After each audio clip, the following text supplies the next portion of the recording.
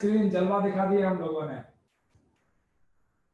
चलिए क्लास को अपनी आगे बढ़ाते हैं और आई होप सो आप सभी लोग लॉग इन कर चुके हैं और आज हम लोग एक नया जो है टॉपिक, एक नया मुद्दा यहाँ पे शुरू करेंगे और गेट रेडी फॉर दिस। इसके लिए बिल्कुल आप तैयार रहें।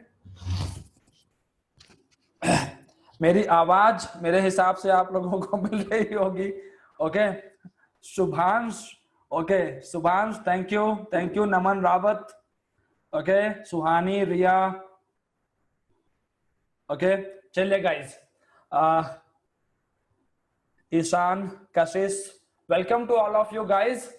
लेट्स मूव अहेड, आगे चलते हैं। एंड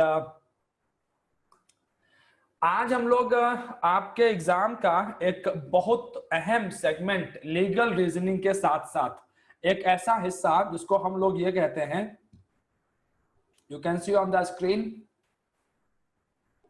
कि लीगल रीजनिंग जो है, लीगल रीजनिंग और जीके जर्नल नॉलेज, ये दोनों वो हिस्से हैं आपके एग्जाम के जो एकदम बराबरी पर उतरते हैं। और आज हम लोग इनकी पूरी चीर फाड़ करेंगे, पूरा पोस्टमार्टम कर देंगे इनका, और इसकी तैयारी कैसे करनी है और मैं आज क्या टॉपिक पढ़ाने वाला हूं वो सारी चीजें हम लोग डिस्कस करेंगे। So let's have a look on the screen. CLAT 2018, सबसे पहले क्लैट 2018 का एनालिसिस है। हिस्ट्री से 7 क्वेश्चंस, 2019 में 1 question.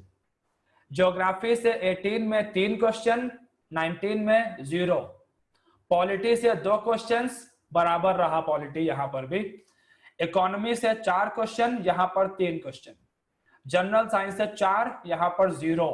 And general awareness 30 question and here 44 questions. अगर हम डीयू का जो एग्जाम होता है, AILET डीयू का जो होता है, इसकी बात करें तो यहां पर भी आप लोग देखेंगे history, geography, polity, eco, general science, बस ऐसे ही है टाइम पास। आप देखो 2019 में तो हालात और खराब हो गए यहाँ पर, और सबसे ज्यादा बाजी अगर किसी ने मारी तो वो जर्नल अवेयरनेस है। एंड जर्नल अवेयरनेस का मतलब है यहाँ पे करंट अफेयर्स। ध्यान रखना, जनरल अवेयरनेस के meanings exam to exam vary करते हैं, ध्यान रखिएगा आप लोग इस बात को। बट नॉर्मली जनरल अवेयरनेस का मतलब होता है करंट अफेयर्स के मैटर।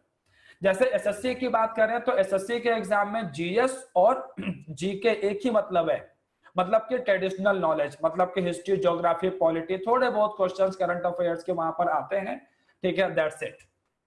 अच्छा भाई, तो अब चूंकि आपके एग्जाम के लिए तो नया नोटिफिकेशन आ गया है, सिलेबस को चेंज कर दिया गया है और सैंपल क्वेश्चंस एनएलयू के कंसोर्टियम पर अपडेट किए जा चुके हैं। सो मैं एक क्वेश्चन वहां से लेकर के आया हूं कंसोर्टियम की साइट से, ताकि मैं आप लोगों को दिखा सकूं कि आपकी प्रिपरेशन कैसे होनी चाहिए और जो मेथड मैंने अडॉप्ट किया है वो मेथड कितना सही है आपके एग्जाम के लिए।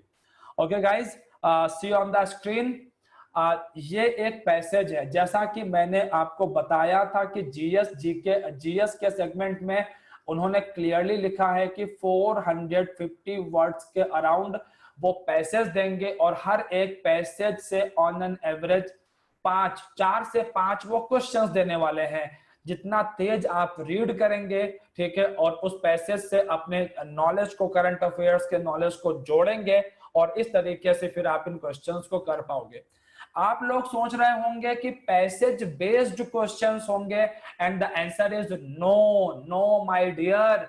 आपको पूरा घटनाक्रम बताया जाएगा, ठीक है, पूरा इंसिडेंट बताया जाएगा जो कि आपके लिए चीजों को एक हद तक इजी कर देगा, लेकिन जो उसमें चीजें छिपी हुई होंगी उनके लिए आपको अलग से ही दिमाग लगाना पड़ेगा, ठीक है भाई। तो पहले आप लोग मुझे यहां तक ये बताओ कि प्रीवियस ईयर्स का एग्जामिनेशन करके आपको ये समझ में आ गया कि जर्नल जो नॉलेज है, जो जीके का सेगमेंट है, उसमें सबसे इंपॉर्टेंट पार्ट कौन सा है? करंट अफेयर्स का। पहले आप मुझे ये बताइए, करंट अफेयर्स की वैल्यू आपको समझ में आई? यहां से पहले आप ये बताइए, ठीक है। फिर उसके बाद अगर कोई डाउट है तो मैं वो डाउट क्लियर करता हूं एंड आफ्टर दैट मैं लेकर के चलता हूं आपको एक सैंपल क्वेश्चन के ऊपर में, और फिर मैं अपने टॉपिक को आगे बढ़ाता हूं जो आज का टॉपिक है। ठीक है भाई, ओके यहां तक अच्छा ठीक है। मैत्री, सुहानी, दे सेड दिस कि they are comfortable, Parineeta, okay ठीक है भाई, चलिए आगे चलते हैं। अच्छा मैं एक बात आपको और बोल दूं, one more thing I want to add, and the thing is कि ये जो सेगमेंट्स है, ये जो सेगमेंट है सीटें, जो क्लैट का एग्जाम है, क्लैट का एग्जाम जहां तक मुझे याद पड़ता है 2008 से ये एग्जाम शुरू हुआ था, क्लैट का एग्जाम, और 8 से 19 तक आते आते करीब 11 साल हो गए, और उन 11 साल के अंदर में आप यकीन नहीं करोगे कि उन्होंने महज 70 से 75 क्वेश्चन पूछे हैं बस, टोटल 70 to 75 क्वेश्चन पूछे हैं इकोनॉमी वगैरह के, मतलब ऑलमोस्ट हिस्ट्री, ज्योग्राफी, पॉलिटी में बराबरी है। 70 से 75 क्वेश्चन, मतलब कि अगर आप 11 से इसको डिवाइड करें तो 7 क्वेश्चन पर ईयर का रेशो है, ओनली 7 क्वेश्चन पर ईयर।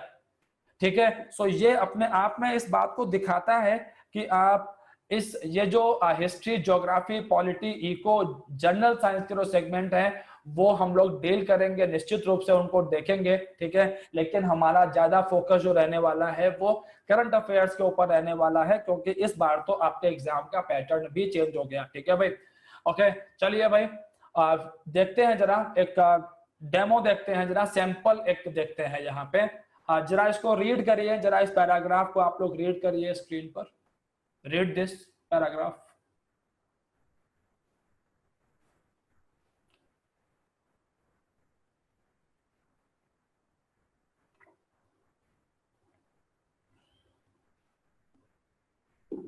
चलिए मैं भी रीड कर देता हूं आप लोगों के साथ साथ। The x mission is a highly complex mission which represents a significant technological leap compared to the previous missions of ISRO. It comprised an orbiter, lander and rover. कितनी चीजें थी इसमें? Orbiter, lander and rover, to explore the unexplored part of what पता नहीं, अच्छा Y लिख दिया है। The mission is designed to expand the lunar okay, मतलब कि चांद का मिशन था, क्लियर हो गया यहाँ से।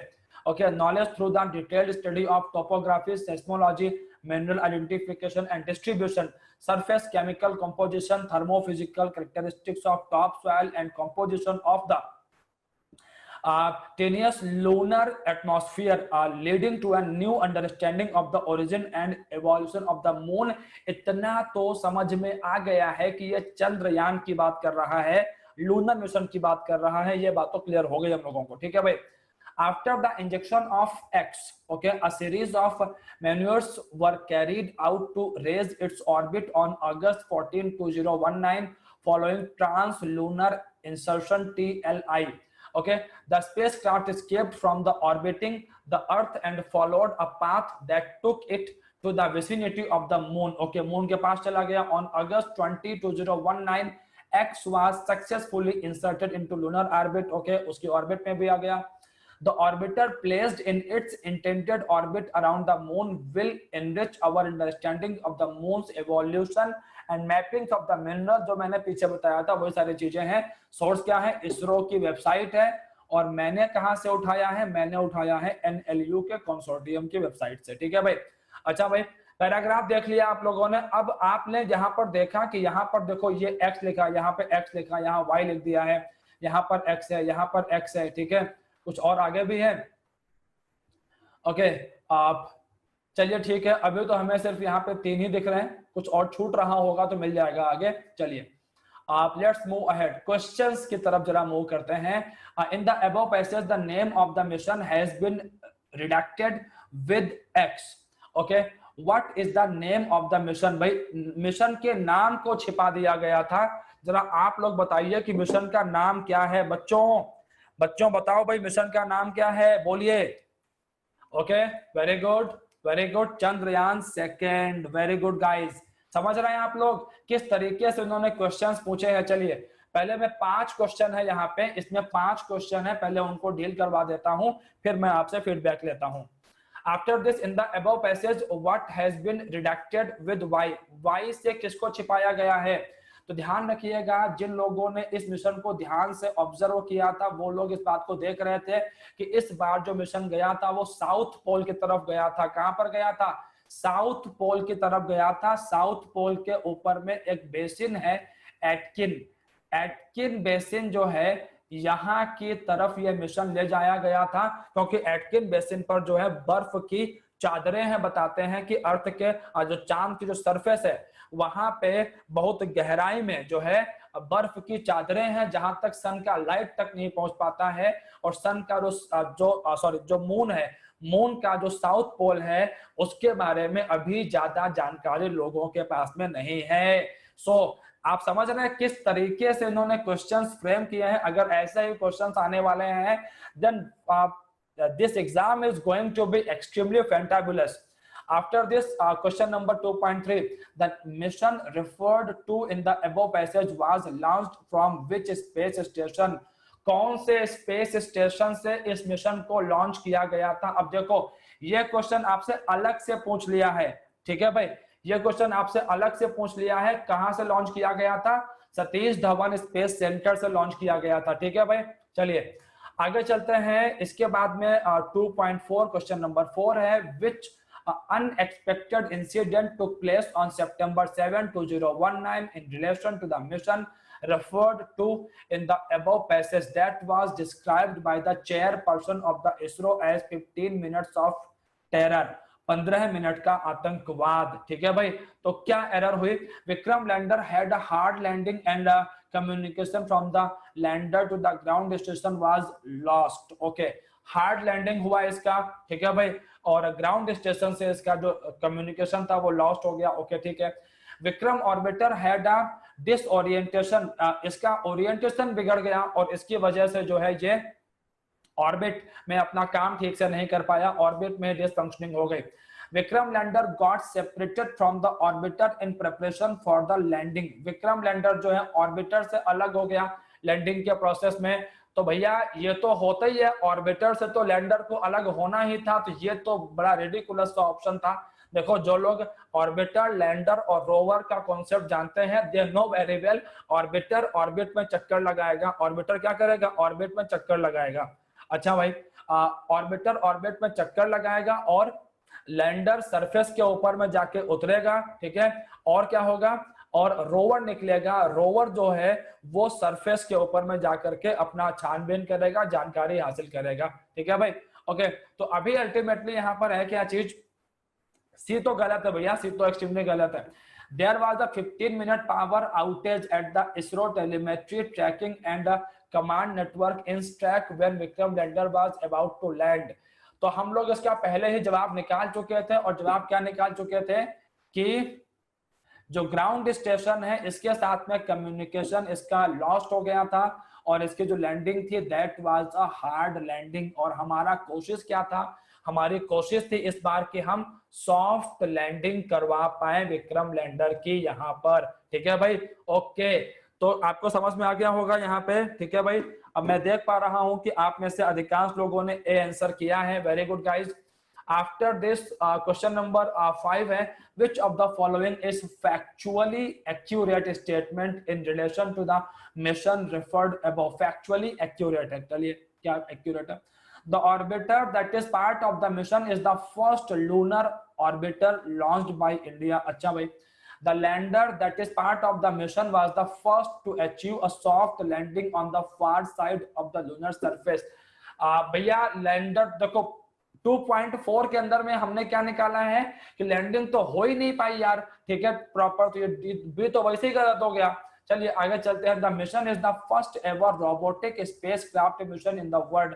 ओ माय गॉड, साफ साफ गलत है। पूरी दुनिया के अंदर पहला रोबोटिक स्पेस मिशन बिल्कुल नहीं है यार। इसके पहले रूस, अमेरिका ये लोग मिशन भेज चुके हैं अपने। The orbiter high resolution camera that is a part of the mission is the highest resolution camera in any lunar mission so far, and the answer is D. This is the right answer. Okay, the orbiter high resolution camera that is the part of the mission is the highest resolution camera in any lunar mission so far. Okay guys, तो D answer किया है हर्षित ने, नेहा ने। मुझे लगता है ना तुम लोगों ने शायद कंसोर्टियम का वेबसाइट ओपन कर लिया है ना, कि चलो सर ने तो पहले बता दिया है कि क्वेश्चन मैं यहाँ से लेकर के आया हूँ, तो वेबसाइट पे चलते हैं, वहां से निकाल लेते हैं। ठीक है, ओके चलिए, अगर ऐसा भी किया है तब भी अच्छा है, तब भी अच्छा है, क्योंकि वकील बनने जा रहे हो। ठीक है भाई, एडवोकेट, प्रीमेरली तो हम लोग एडवोकेट से बोलते हैं, बाकी आप चाहे जज बने जा करके, ठीक है भाई, चाहे आप किसी और प्रोफेशन में जाएं, ठीक है, चाहे आप किसी मल्टीनेशनल कंपनी के अंदर में अपने सर्विसेज कैटर करें।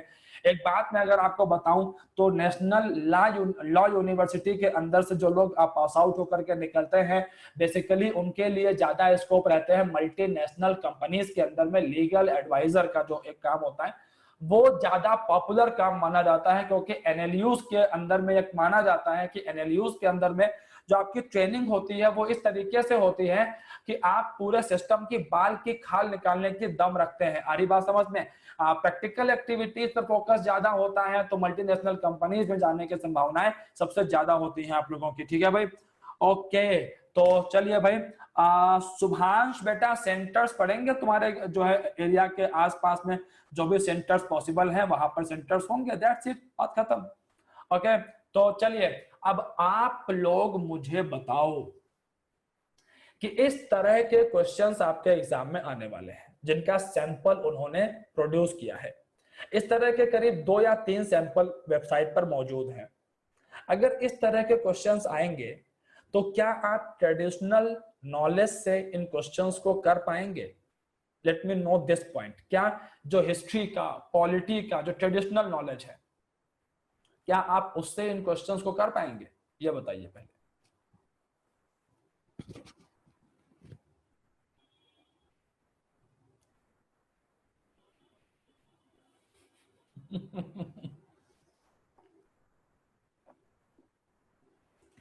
मैं ये देख रहा हूं कुछ लोग कह रहे हैं यस। मैं ये समझ नहीं पा रहा हूं कि इसमें ट्रेडिशनल नॉलेज कहां थी।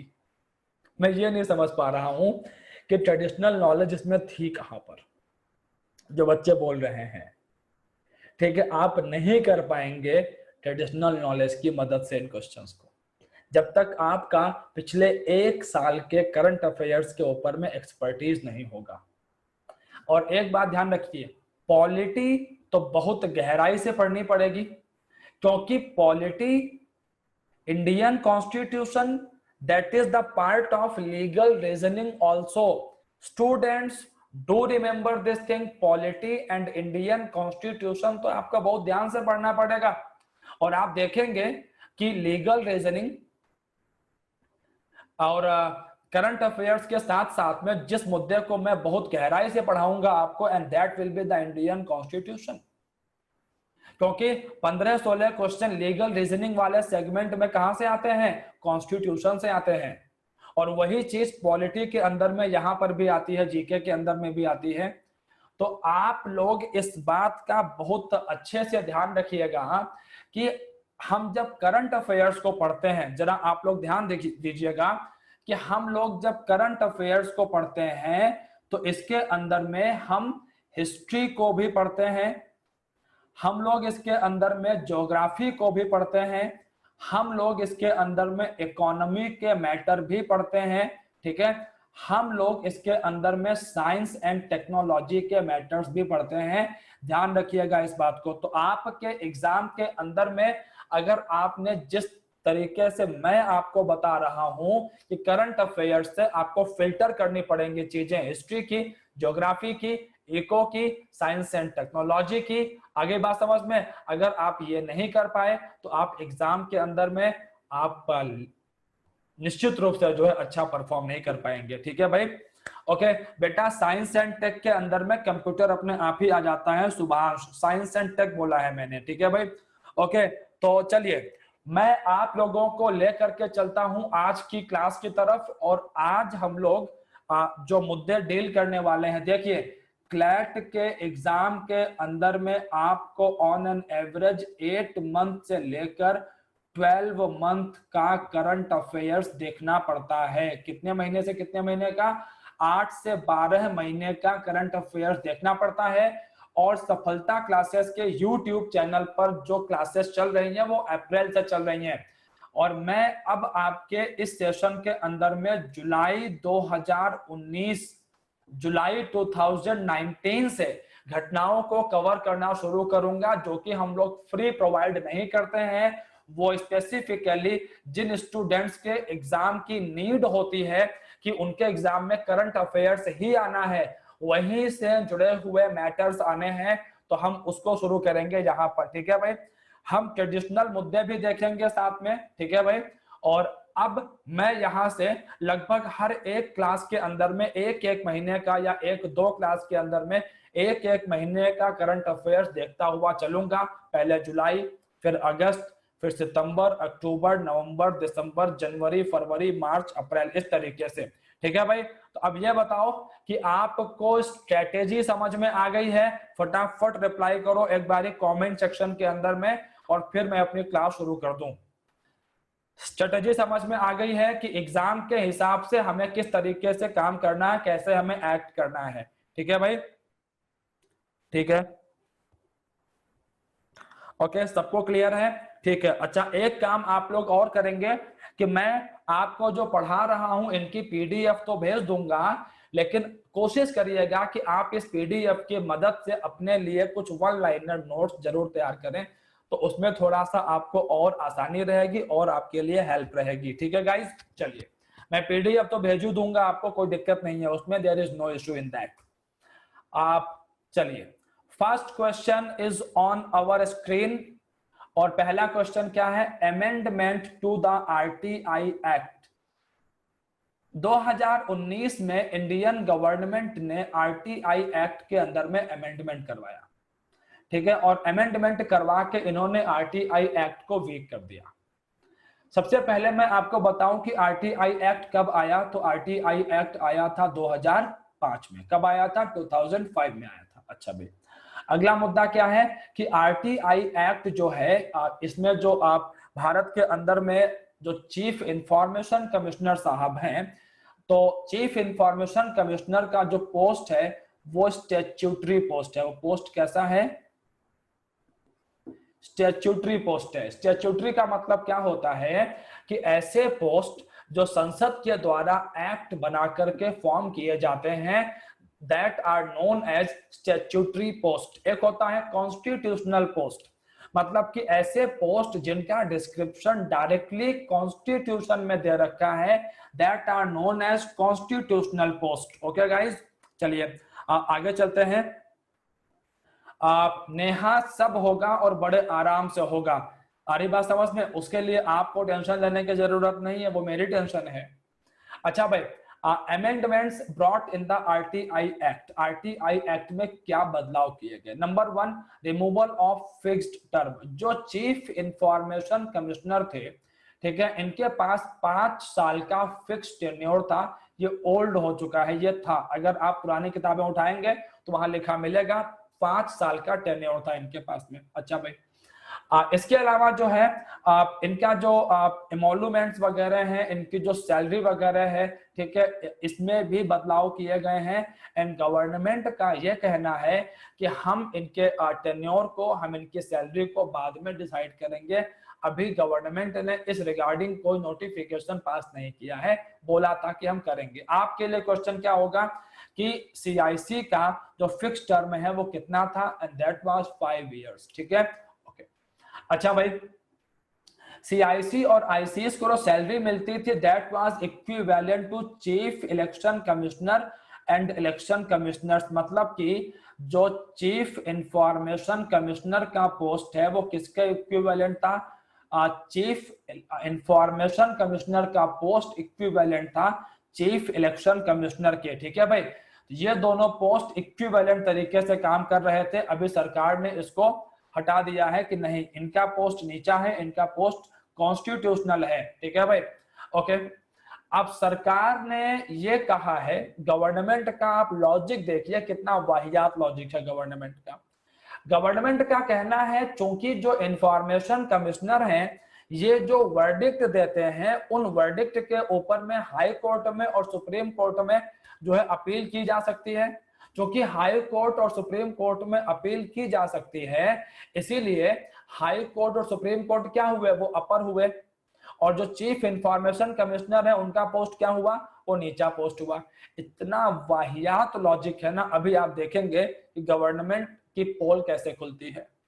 आप जरा एक बात बताओ यार, राष्ट्रपति या प्रधानमंत्री, राष्ट्रपति कोई अध्यादेश जारी करते हैं, कोई ऑर्डिनेंस जारी करते हैं, तो उस ऑर्डिनेंस के ऊपर में भी तो डिबेट होती है सुप्रीम कोर्ट के अंदर में कई बारी। तो क्या राष्ट्रपति चीफ जस्टिस ऑफ इंडिया से नीचे हो गए? बताओ जरा, बताओ जरा, आप लोग बताओ मुझे कि अगर राष्ट्रपति महोदय जो ऑर्डिनेंस निकालते हैं, ठीक है भाई, उसके ऊपर भी तो डिबेट होती है, वो भी तो जाता है सुप्रीम कोर्ट के अंदर में कई बारी। प्रेसिडेंट ऑफ इंडिया की जो पार्डनिंग पावर है, क्षमा दान की जो शक्ति है, वो भी क्वेश्चन की जा सकती है सुप्रीम कोर्ट के अंदर में। तो क्या प्रेसिडेंट साहब का पोस्ट नीचा हो गया एंड सीजेआई का पोस्ट बड़ा हो गया? वाहियात लॉजिक है। इसका सीधा सा मतलब है जिस समय ये घटनाएं घटी थी उस समय जो है फैजान मुस्तफा साहब ने आर्टिकल लिखे थे। इसके अलावा गौरव भाटिया है, गौरव भाटिया एक यंग एडवोकेट है, द हिंदू में इनके आर्टिकल्स आते हैं, बड़ा शानदार लिखते हैं गौरव भाटिया साहब। इन सब लोगों ने सरकार की मंशा पे सवाल उठाए थे कि सरकार information right to information act को वीक कर रही है, ताकि सरकार जनता को जानकारी ना दे और एक ट्रांसपेरेंसी जो एक है वो ट्रांसपेरेंसी जो है वो खत्म हो जाए। ठीक है भाई, और ध्यान रखना इस बात को। कौन है भाई? मैत्री जब मैं कॉन्स्टिट्यूशन पढ़ाऊंगा तो वहां पर और डिटेल में बात होगा, लेकिन मैं अभी आपको यहां पर बता दूं, मैत्री का क्वेश्चन है कि जुडिशियरी और एग्जीक्यूटिव तो अलग अलग है, लेकिन मैं आपको बता दूं इंडिया के अंदर में स्टोरी ऐसा है कि हमारा लेजिस्लेचर, ओके, हमारा एग्जीक्यूटिव और हमारा जुडिशियरी। अरे बात समझ में, जरा ये सर्कल देखिएगा, हमारा लेजिस्लेचर, एग्जीक्यूटिव और जुडिशियरी, ये तीनों कुछ ना कुछ एक्सटेंट में ओवरलैप करते हैं। अरे बात समझ में, हमारे यहाँ पर जो सिस्टम है वो कोऑर्डिनेशन का है, सेपरेशन ऑफ पावर्स तो है हमारे यहाँ पर, लेकिन लेजिस्लेचर, एग्जीक्यूटिव और जुडिशियरी के बीच कई सारे मैटर ओवरलैप करते हैं, और ऐसे में जुडिशियरी एग्जीक्यूटिव को ऑर्डर कर सकती है, कई बारी सलाह दे सकती है, कई बारी कुछ काम करने के लिए। ध्यान रखिएगा इस बात को आप लोग, ठीक है भाई। ओके, चलिए आगे चलते हैं। और वैसे अगर आर्टिकल 50 देखें, article 50 of the Indian constitution part 4 को देखें हम लोग, तो वहां पर साफ साफ लिखा है एग्जीक्यूटिव एंड जुडिशियरी दोनों अलग अलग काम करेंगे, लेकिन प्रैक्टिकल में ऐसा नहीं है। ठीक है भाई, आप प्रैक्टिकल में ऐसा नहीं है। फाइन, चलिए आप आगे चलते हैं। आमिर रजा बेटा, आप जो कह रहे हैं वो क्वेश्चन क्लियर नहीं है, एक बार थोड़ा सा इसे क्लियर करें, ठीक है, तो मैं इसका जवाब दे पाऊंगा बेहतर तरीके से। और एक बात ध्यान रखना, मैंने फुल्ली ओवरलैप नहीं कहा है, मैंने कहा है कि यहाँ पे इंटरसेक्शन है, कुछ एक एरियाज में ये ओवरलैप करते हैं, नॉट कंप्लीटली। फाइन, सो चलिए आगे चलते हैं। Next matter is Utkarsh 2022 and what is this? ये जो मैटर है उत्कर्ष 2022, ये मैटर जुड़ा हुआ है इकोनॉमी के साथ में। What is this? RBI Utkarsh 2022 plan को लाया गया है, ये मीडियम टर्म स्ट्रेटजी है इनका, और ये किस लिए लाया गया है? इसलिए लाया गया है ताकि भारत के बैंकिंग सेक्टर के अंदर में आरबीआई का सुपरविजन और जो रेगुलेशन है उसको मजबूत किया जा सके। और ऐसा इसलिए किया गया क्योंकि हाल फिलहाल में आप लोगों ने देखा होगा कि हमारे बैंकिंग सेक्टर के अंदर में कितने लूप होल्स हैं। नीरव मोदी वाला केस पता होगा आपको, पंजाब नेशनल बैंक वाला, किस तरीके से उसने स्कैम किया। अच्छा, इसके अलावा आईएलएफएस स्कैम हो गया, ठीक है, इसके अलावा एनबीएफसीज के अंदर में ढेरों प्रॉब्लम्स हैं, विलफुल डिफॉल्टर्स की संख्या लगातार बढ़ती जा रही है।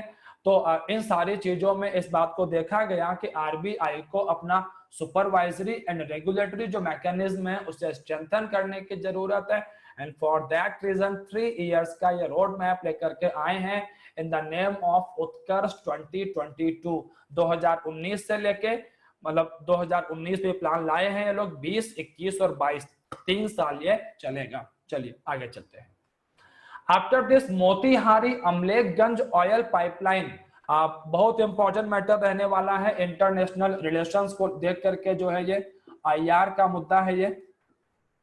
ओके और अगर आप लोग कंसोर्टियम की वेबसाइट पर जा करके करंट अफेयर्स का पहला पैसेज देखेंगे तो पहले पैसेज के अंदर में अमेरिका की ही बात की गई है। यस, पहले पैसेज में अमेरिका की बात की गई है, सेकंड पैसेज में साइंस एंड टेक इंडिया की बात की गई है और डोनाल्ड ट्रंप वगैरह की बात की गई है वहां पे पहले पैसेज में। तो मतलब आपको आईआर, इंटरनल सिक्योरिटी, इनसे जुड़े हुए जो इंपॉर्टेंट इश्यूज हैं पिछले 8 से 12 महीने के वो सब देखने हैं और उसमें इनपुट्स जोड़ने हैं ट्रेडिशनल वाले अपने, ताकि एग्जाम में आप बढ़िया परफॉर्म कर पाए।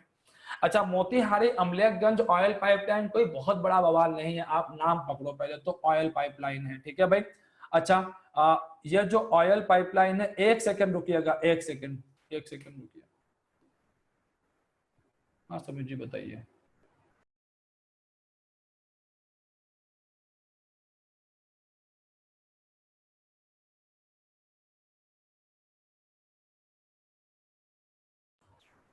ओके चलिए आगे चलते हैं हम लोग। And Motihari Amlekhganj oil pipeline जो है, मोतीहारी इंडिया के अंदर में है। मोतीहारी कहां पर है? मोतीहारी इंडिया के अंदर में है और अमलेखगंज जो है ये नेपाल के अंदर में है, ठीक है। अब ये क्यों बनाया है? इंडिया ने बनाया है ताकि नेपाल को जो ऑयल वगैरह है, पेट्रोलियम है, इसकी सप्लाई ठीक से होती रहे, ठीक है भाई। और एक बात ध्यान रखना, सबसे इंपॉर्टेंट पॉइंट है यहाँ पे, वो ये वाला पॉइंट है यहाँ पे कि this is the first transnational petroleum pipeline from India. Bharat से होते हुए किसी अन्य देश के अंदर में जाने वाली ये पहली पेट्रोलियम पाइपलाइन है मोतीहारी अमलेखगंज, पहला point. And first south Asian oil pipeline corridor, okay, and first oil pipeline in Nepal. This point is extremely important for you. सबसे important point यहीं पर है आप लोगों के लिए, ठीक है। चलिए आगे चलते हैं। सारगेसो सी, सारगेसो सी, अब ये मुद्दा कहाँ का आ गया? ज्योग्राफी का मुद्दा आ गया प्लस एनवायरमेंट का मुद्दा आ गया हमारे सामने, ठीक है भाई। क्या मैटर है? सारगेसो सी जो कि जो फ्लोरिडा वाला एरिया है, कैरेबियन सी का जो एरिया है यहां पर है, अटलांटिक का part. Sargasso sea is the part of Atlantic ocean. अच्छा, सारगेसो जो है एक किस्म की घास होती है, एल्गी है, ये एक किस्म का एल्गी है, okay. And Sargasso seaweed algae belt is increasingly growing in Sargasso sea. अब जो यहाँ पर एल्गी है, ये सारगेसो एल्गी, इसकी तादाद, इसकी संख्या लगातार बढ़ती जा रही है। अब आप लोग सोच रहे होंगे एल्गी है, बढ़ रहा है, तो अच्छी बात है। आप जरा इस बात को समझिएगा बेटा कि अगर एल्गी की तादाद यहाँ पर बढ़ेगी तो बहुत जाहिर सी बात है कि सनलाइट नीचे की तरफ नहीं जा पाएगा ओशन के अंदर में, और ऐसे में जो मरीन लाइफ है वो डिस्टर्ब हो जाएगा यहाँ का, नंबर 1। नंबर 2, यहाँ से जो आसपास से जहाज गुजरते हैं उनके पंखों में ये फंसेगा, और ऐसे में अगर ये वहां पंखों में फंसेगा तो पंखों को जाम कर सकता है और कई तरह का नुकसान कर सकता है वहां पर, ठीक है भाई। ओके, तो आमिर रजा, जो पॉइंट्स मैं आपको बता रहा हूं आपको इन्हीं मुद्दों पर ध्यान देना है, क्योंकि मैंने खुद यहां पर वो सारे मुद्दे फिल्टर कर दिए हैं जो आपको दिमाग में रखने हैं अपने। आ रही बात समझ में? मैं इन डिटेल जो चीज है, अब ये सारगेसो सी जिस एडिटोरियल से मैंने उठाया है वहां पर कम से कम ये जो है अगर नहीं कुछ तो मैं बात करूं तो कम से कम 200 लाइंस, 200 लाइंस तो रही होंगी, और मैंने इसे समराइज कर दिया है बस 4 या 5 लाइंस के अंदर, 4 या 5 लाइंस के अंदर में 2-3 स्लाइड है यहाँ पे, उसी में कर दिया है मैंने, ठीक है भाई। ओके सुभाष, अभी तो मैं समझा ही रहा हूं, अभी तो मैंने खत्म ही नहीं किया इसको। तो सारगेसो सी जो है वो क्या है? तो सारगेसो सी जो है ये देखो, पहला क्वेश्चन क्या होगा? सारगेसो सी कहां पर है? तो ये अटलांटिक का पार्ट है। कहां पर है? अटलांटिक का पार्ट है। सार्गेसो सी के अंदर में क्या है? इसके अंदर में एल्गी है, ठीक है। एल्गी का एरिया बढ़ रहा है, जिसकी वजह से यहाँ पे एनवायरमेंटल प्रॉब्लम्स क्रिएट हो रहे हैं, ठीक है भाई। ओके, आपसे ये क्वेश्चन हो सकता है कि व्हाट इज सार्गेसम? सार्गेसम क्या है? Then free floating sea weed, that is sargassum. आपको एक पैराग्राफ, एक पैसेज दे दिया जाएगा और उस पैसेज के अंदर में ये जो टेक्निकल टर्म्स हैं यहां से वो क्वेश्चंस फ्रेम कर देंगे। इस तरीके से इन क्वेश्चंस को जो है आप अटेम्प्ट करेंगे एग्जाम के अंदर में जाकर के। जरा आप लोग मुझे बताना कि आपको समझ में आया कि किस तरीके से जो टॉपिक मैं आपको पढ़ा रहा हूं, ठीक है, यहां से एग्जाम में क्वेश्चंस कैसे फ्रेम होंगे, वो आइडियोलॉजी समझ में आई? आप लोग मुझे फटाफट ये बताओ, कोई डाउट तो नहीं है? ऑल द मेंबर्स, देखो अगर आप लोग टेक्निक को समझ लेंगे तो हम आगे अपनी रफ्तार बढ़ा सकते हैं। अगर टेक्निक नहीं समझ पाए तो फिर दिक्कत हो जाएगी, ठीक है भाई। फटाफट बताइए सारे के सारे। ओके, मैत्री, चिराग, आदित्य, सुभांश, ज्योति, आशुतोष, नेहा, सुहानी, ओके ठीक है भाई, किंजल, मनस्वी, फाइन। आगे चलते हैं हम लोग। अच्छा, अब जो सार्गेसो है, सार्गेसो में एक बड़ी इंपॉर्टेंट चीज है। क्या इंपॉर्टेंट चीज है? सार्गेसो के इर्द गिर्द जो है कई सारी स्ट्रीम्स हैं और इन स्ट्रीम से घिर करके ही सार्गेसो सी बनता है। क्या बनता है? सार्गेसो सी बनता है। अब इसमें क्या क्या है? एक तरफ ये घिरा हुआ है गल्फ स्ट्रीम से। Gulf stream Florida, gulf of Florida से निकलता है, ओके।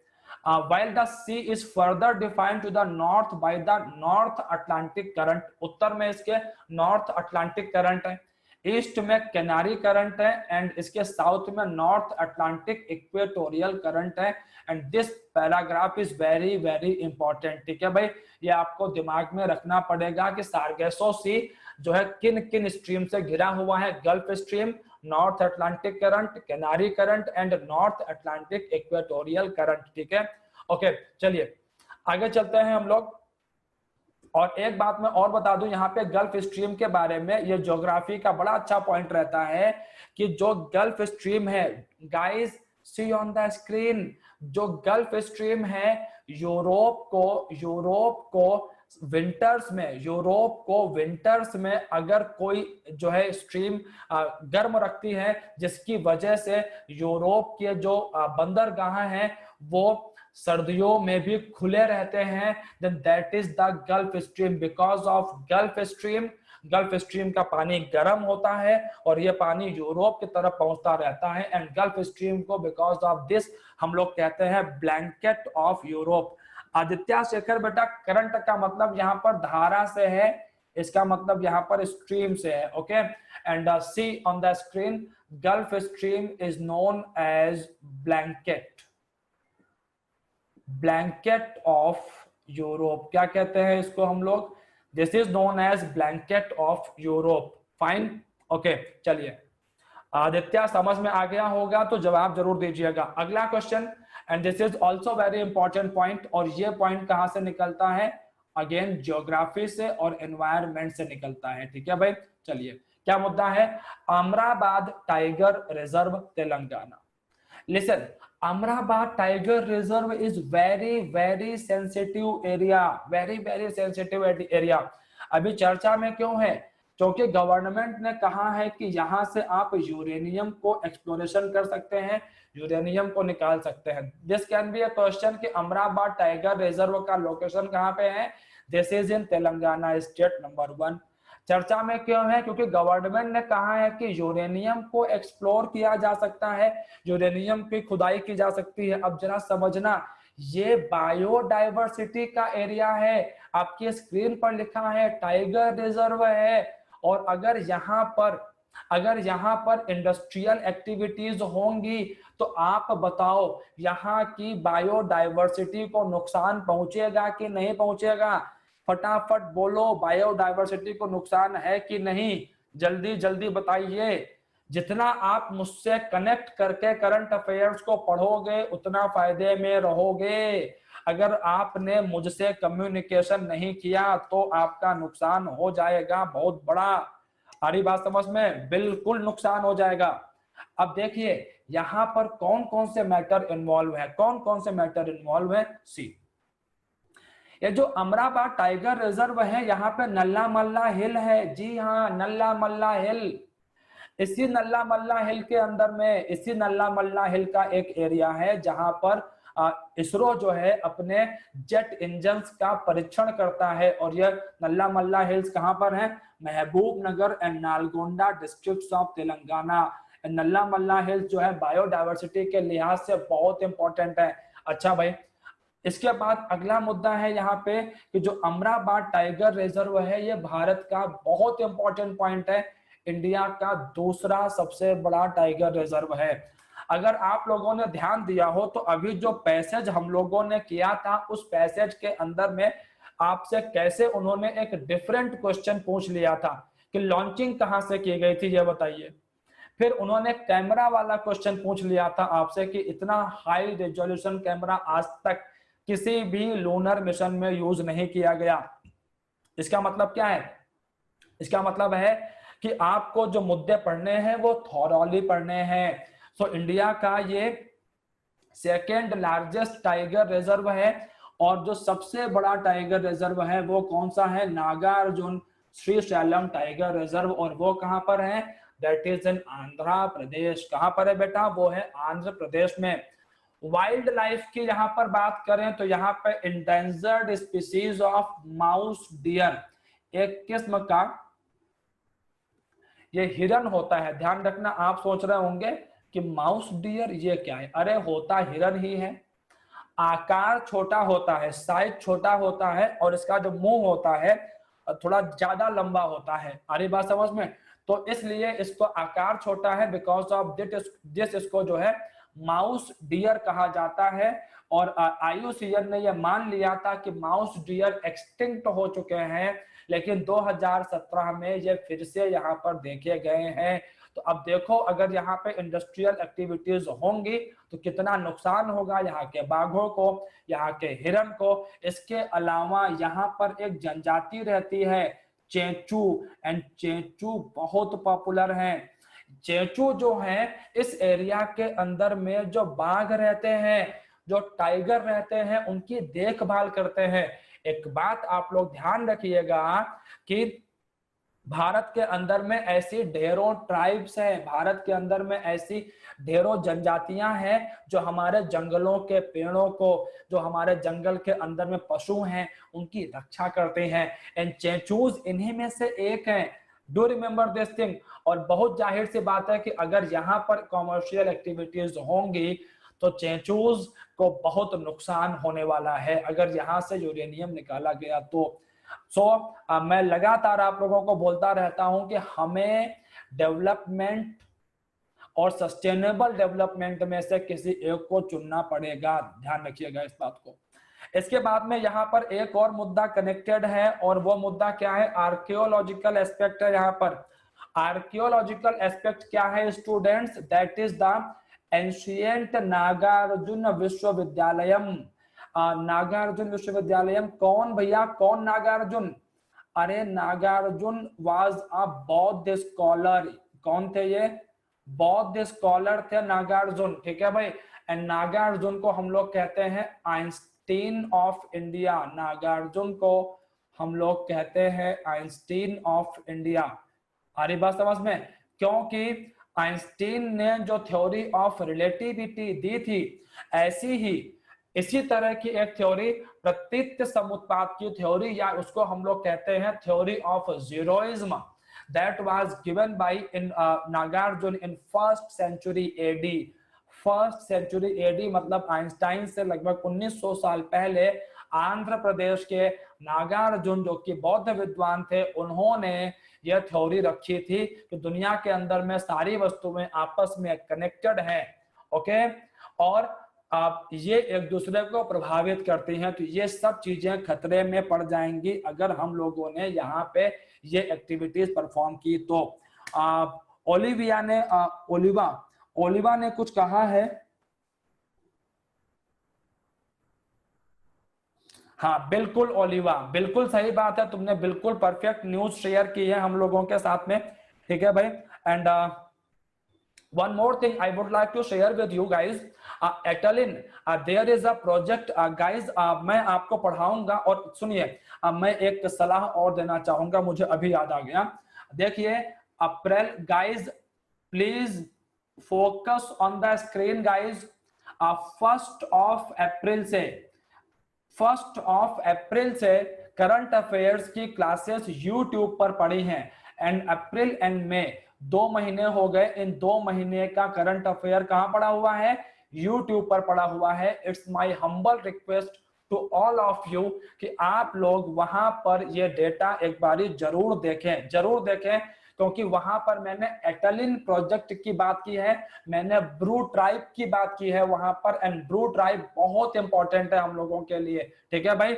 सो आप लोग मेरी बात को फॉलो करेंगे कि नहीं करेंगे, पहले आप मुझे ये बताइए कि अप्रैल एंड मई का जो करंट अफेयर्स अवेलेबल है वेबसाइट के ऊपर में और यूट्यूब चैनल के ऊपर में, आप लोग वहां से देखने वाले हैं कि नहीं? उसको फटाफट रिप्लाई करिए मुझे।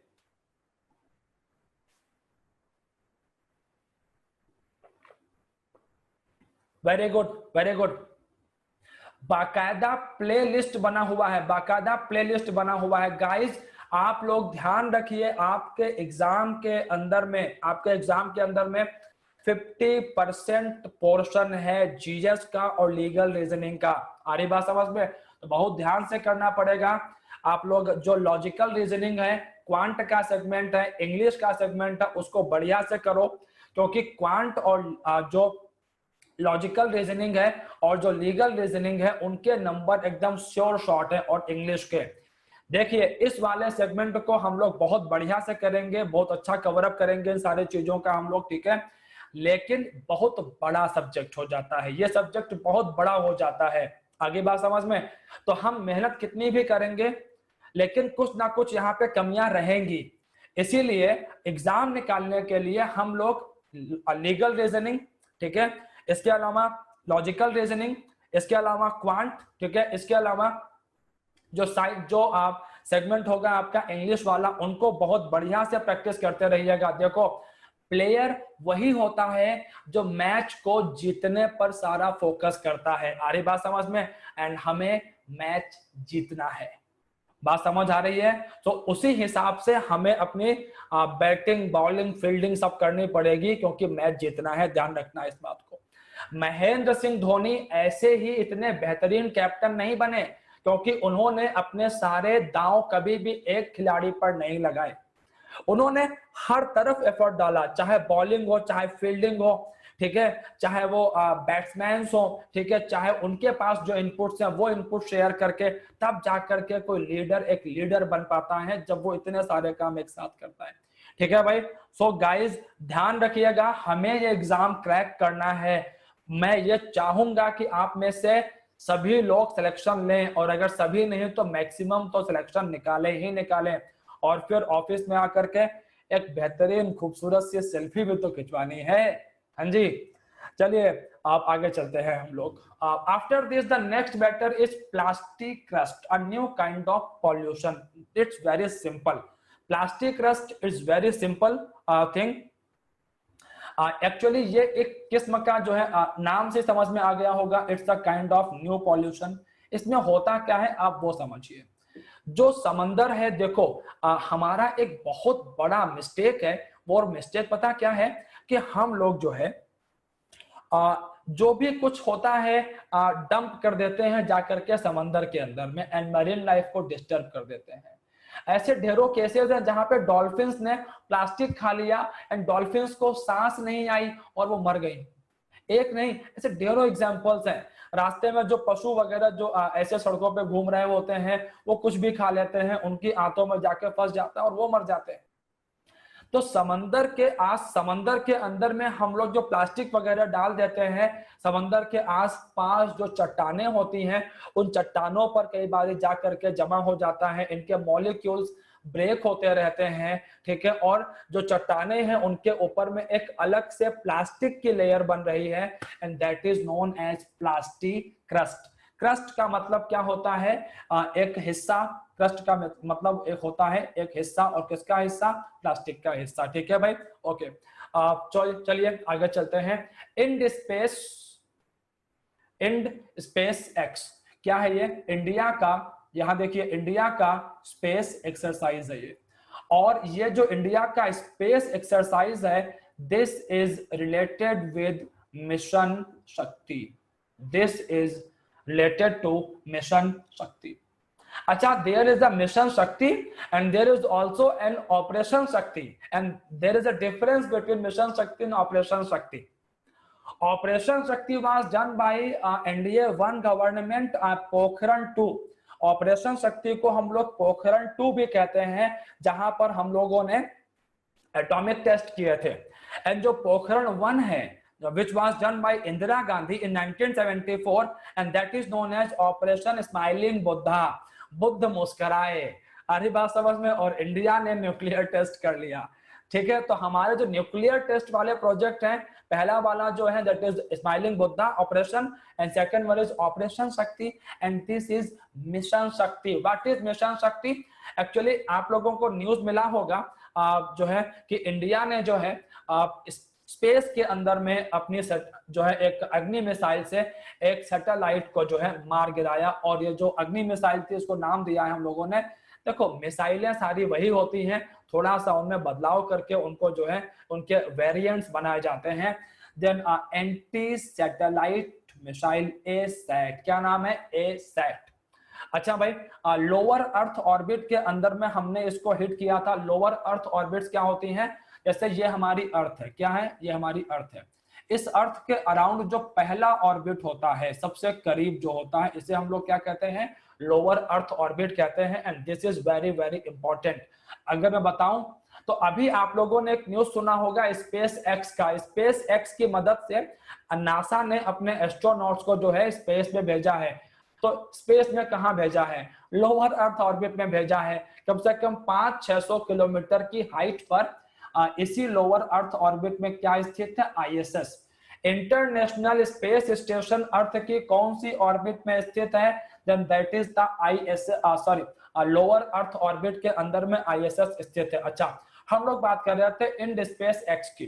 तो मिशन शक्ति के सक्सेसफुल होने के बाद में इंडिया के जो ट्राई सर्विस है, तीनों सेनाएं हैं, आर्मी, एयरफोर्स एंड नेवी, वो अब जो है स्पेस ऑपरेशंस को परफॉर्म करने में सक्षम है। और हमने इसका एक मॉक ड्रिल भी किया था, ठीक है भाई। तो किस तरीके से अगर चीन जैसे देश जो कि स्पेस वॉर में काफी आगे निकल चुके हैं, अगर हमें चीन की तरफ से कोई थ्रेट आता है तो हम लोग क्या करेंगे, ठीक है भाई। तो उस लिहाज से IndSpaceX and mission Shakti both are very important. चलिए आगे चलते हैं।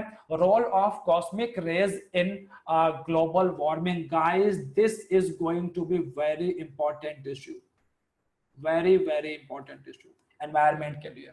अगेन फ्रॉम द एनवायरमेंट, क्या है एक्चुअली व्हाट हैपेंड, कुछ इश्यूज, कुछ ऐसे एविडेंसेस मिले हैं साइंटिस्ट को, वैज्ञानिकों को, कि जिसमें यह देखा गया कि स्पेस से जो कॉस्मिक रेज आती हैं, जो कॉस्मिक रेज आती हैं, वो दुनिया के अंदर में जो लो लेवल क्लाउड्स हैं, जो लो क्लाउड्स हैं, लो क्लाउड मतलब ट्रोपोस्फियर, मतलब कि अर्थ के सबसे निचले हिस्से में जो बादल बनते हैं ट्रोपोस्फियर पे, वो वाले बादल, ठीक है भाई।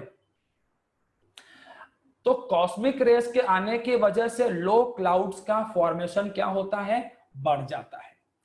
लो क्लाउड्स का फॉर्मेशन क्या होता है? बढ़ जाता है। अब देखना, यहीं पर आएगा ग्लोबल वार्मिंग का कॉन्सेप्ट। अभी ग्लोबल वार्मिंग के कॉन्सेप्ट में क्या होता है, जरा आप यहां देखिए। ये अर्थ है हमारी और ये है सूर्य देवता, ठीक। अब यहां से आती है सन रेज, ठीक है। अब सन रेज आती हैं अर्थ के एटमॉस्फेयर से होते हुए शॉर्ट वेव की फॉर्म में, शॉर्ट वेव की फॉर्म में वो आती हैं। लेकिन अर्थ से इनका रिफ्लेक्शन भी होता है। लेकिन अगर अर्थ के एटमॉस्फेयर के अंदर में ऐसी गैसेस हैं जो कि इन सनरेज को आने तो दे रही हैं, ध्यान रखना, आने तो दे रही हैं, जाने नहीं दे रही हैं, तो ऐसे में क्या होगा? जो अर्थ का टेम्परेचर है वो क्या होगा? बढ़ेगा। आ रही बात समझ में? और अर्थ का टेम्परेचर बढ़ेगा तो ग्लोबल वार्मिंग क्या होगी? बढ़ेगी। अब कॉस्मिक रेज की वजह से, कॉस्मिक रेज की वजह से अगर क्लाउड निचले लेवल पर ट्रोपोस्फियर में ज्यादा हो जाएंगे तो ये क्लाउड्स भी तो एक लेयर का काम करेंगे। हाँ जी बताइए, ये क्लाउड्स भी तो सन रेज, जो रिफ्लेक्शन है, जो रिफ्लेक्टेड सन रेज हैं, इनको जाने से रोकेंगे। बिल्कुल बिल्कुल सही बात है, ग्रीन हाउस इफेक्ट कहते हैं इसको हम लोग, ठीक है। और ग्रीन हाउस इफेक्ट का जो रिजल्ट है that is known as global warming. तो अभी यहां से है क्या चीज कि अब ये प्रॉब्लम जो है साइंटिस्ट लोगों ने ऑब्जर्व किया है और इसको उन्होंने नाम क्या दिया है, this is given name umbrella effect. इसको नाम क्या दिया गया है, इसको नाम दिया गया है अम्ब्रेला इफेक्ट। अच्छा भाई, तो अभी अल्टीमेटली यहां पर है क्या चीज, अब इसकी वजह से जो है ये क्यों हो रहा है, सॉरी ये क्यों हो रहा है, कॉस्मिक रेस की अर्थ के ऊपर में आने की संख्या क्यों बढ़ गई है। मैं एक इसमें ऐड ऑन करना चाहूंगा, अभी मई के महीने में एक इसमें डेवलपमेंट हुआ है। डेवलपमेंट ये हुआ है मई के महीने में कि जो अमेरिका का जो साउथ अमेरिका वाला जो पोर्शन है, ठीक है, और जो अफ्रीका का जो वेस्टर्न वाला पार्ट है, आप यूं समझो कि एक मिनट आप, मैं थोड़ा सा ना यहाँ बनाई देता हूं, आप ऐसे समझिए कुछ कि ये जो एकदम ये जो साउथ अमेरिका का पार्ट है और जो अफ्रीका का जो हिस्सा है, अफ्रीका का जो पार्ट है, ठीक है, वेस्टर्न पार्ट। अब जो यहाँ पे जो अटलांटिक का पार्ट है, इस एरिया के अंदर में मैग्नेटिक जो एक मैग्नेटिक लेयर है अर्थ का जो है, ठीक है भाई, वो लेयर कमजोर पड़ रहा है। मैग्नेटिक फील्ड जो है अर्थ का वो कमजोर पड़ रहा है इस एरिया के अंदर में, and this is going to prove very very dangerous, very very dangerous. जी हाँ, कैसे डेंजरस होगा, अगर यहाँ का मैग्नेटिक फील्ड वीक होगा तो बहुत जाहिर सी बात है कॉस्मिक रेस के आने की संख्या बढ़ जाएगी। जी हाँ, कॉस्मिक रेस बढ़ जाएंगे तो यहाँ के लोगों के अंदर में कई तरह के डिजीज बढ़ जाएंगे। और साइंटिस्ट लोगों का यह कहना है कि perhaps this is the starting of geomagnetic reversal और जियोमैग्नेटिक फ्लिप फ्लॉप। मतलब कि अर्थ के जो मैग्नेटिक नॉर्थ पोल है और साउथ पोल है उनके चेंज होने का ये प्रोसेस है, क्योंकि हमारे पास ऐसे एविडेंसेस हैं, साइबेरिया के अंदर में ऐसे एविडेंसेस हैं जो ये बताते हैं कि अर्थ के जो मैग्नेटिक नॉर्थ पोल और साउथ पोल हैं वो करीब हर 35,000 साल में, आफ्टर एवरी 35 ईयर्स, जो मैग्नेटिक पोल्स हैं अर्थ के वो रिवर्स हो जाते हैं, वो अपनी डायरेक्शन चेंज कर लेते हैं। और ऐसे एविडेंसेस हैं साइबेरिया के अंदर में हमारे पास में। तो इसका मतलब क्या है कि अगर ये घटना घटेगी तो अर्थ के क्लाइमेट के अंदर में निश्चित रूप से जबरदस्त बदलाव आने वाले हैं, और इन बदलावों का सामना हम लोग कैसे करेंगे ये एक समझने वाली बात है। ठीक है भाई, चलिए आगे चलते हैं भाई। तो अरे टेंशन मत लो, जब तक जियो शान से जियो ने तो मर जाएंगे और क्या ही होगा। टेंशन मत लो। कई बार पढ़ते पढ़ते ना, अभी कल ही मैं जब पढ़ रहा था कुछ चीजें तो मुझे लगा कि यार धरती को तो खत्म ही होना है। फिर मुझे लगा अरे छोड़ो फालतू की बातें हैं, जो होगा देखा जाएगा, अभी जो हो रहा है उसको देखते हैं।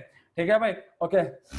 हाँ बिल्कुल, एक मूवी है द कोर, मैंने भी देखी है अपने कॉलेज टाइम में वो movie the core. The core के अंदर में बिल्कुल यही कॉन्सेप्ट दिखाया गया है। ठीक है, आप लोगों ने ना देखी हो तो एक मूवी है द कोर, आप लोग जरूर देखिएगा एक बार इस मूवी को, बड़ी इंटरेस्टिंग मूवी है और जो मैटर मैं आपको बता रहा हूं बहुत बढ़िया से बताया गया है। ठीक है भाई, चलिए आप अगला मुद्दा है प्लैनेट्स। प्लैनेट्स क्या है, अरे कुछ नहीं है, प्लैनेट्स छोटे छोटे चांद हैं जो जिस प्लेनेट का चक्कर लगा रहे थे उस प्लेनेट की ग्रेविटी से बाहर निकल गए, और प्लेनेट की ग्रेविटी से बाहर निकल करके जो उस गैलेक्सी का जो सन था उसके इर्द गिर्द चक्कर लगाना शुरू कर दिया।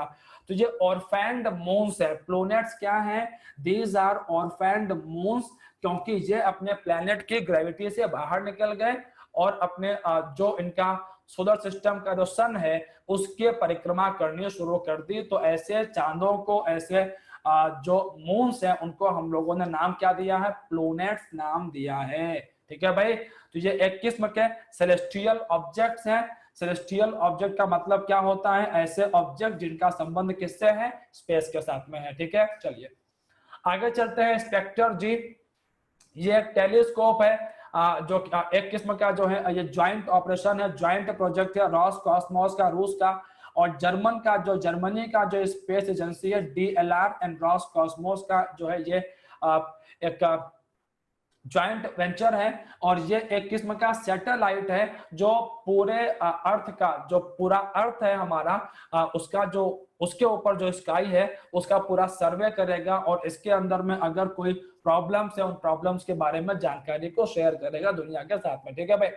अच्छा भाई, इसके बाद 2 योजनाएं हैं, प्रधानमंत्री रोजगार प्रोत्साहन योजना, ठीक है, और इसके अलावा एक और योजना थी स्टार्टअप योजना, उसको बढ़ा दिया गया है 2025 तक के लिए, लेकिन आज का टाइम ओवर हो चुका है। ठीक है, तो कोई बात नहीं, मैं अगली क्लास के अंदर में ये मुद्दा डील करूंगा। और गाइज मैं आपको एक बात बोलूंगा कि प्लीज आप लोग दिन में कम से कम 1 से 1.5 घंटा करंट अफेयर्स वगैरह के ऊपर में बिताइए। मैं आप लोगों को करीब 500 क्वेश्चंस का एक PDF भेजूंगा हिस्ट्री का, जो कि काफी ज्यादा है। 500 क्वेश्चंस जो है हिस्ट्री के करीब भेजूंगा। ठीक है भाई, तो उनको 1 लाइनर्स है वो, उनको एक बारी आप देखें थोड़ा बहुत। ठीक है, ओके, इससे अधिक की आपको करने की जरूरत नहीं रहेगी। ऐसे ही हम लोग स्टैटिक जीके के जो चीजें हैं उनको 1 लाइनर वे में कवर करेंगे, लेकिन ज्यादा फोकस कहाँ रखना है, करंट अफेयर्स के ऊपर में रखना है, जो कि मैं आपको लगातार यहाँ पर पढ़ाऊंगा। आगे बात समझ में। चलिए भाई, अपना बहुत ध्यान रखिए। बिल्कुल बेटा, मॉक टेस्ट होंगे, फॉर श्योर मॉक टेस्ट होंगे, एंड हमारी टीम वो तैयार कर रही है, और मॉक टेस्ट आपको देने पड़ेंगे, क्योंकि बिना मॉक टेस्ट दिए आप लोग इस एग्जाम को क्लियर तो नहीं कर सकते हैं। ये तो एकदम क्लियर है यहाँ से। ठीक है भाई। आमिर रजा बेटा, मैं नोट्स भेज दूंगा आपके यहाँ से। ठीक है, नोट्स मिल जाएंगे आपको, और जो मैंने कहा है कि मैं 1 लाइनर के PDFs भेजूंगा, उन PDF को आपको स्टडी करते रहना है। ठीक है, उनमें कोई चॉइस नहीं है आपके सामने, यू हैव सिंगल चॉइस कि लगातार आप प्रैक्टिस करें, दैट्स इट। ठीक है भाई, ओके, चलिए भाई, ओके, थैंक यू। आपकी कुछ क्वेरीज हैं तो मैं ऑडियो क्वेरीज ले लेता हूं आप लोगों की। अच्छा भाई, कोई क्वेरी नहीं है, there is no audio query, तो कोई दिक्कत नहीं है। आप लोग बढ़िया से रिवीजन कीजिए and take care of yourself. अपना बहुत ध्यान रखिए। Thank you guys, thank you.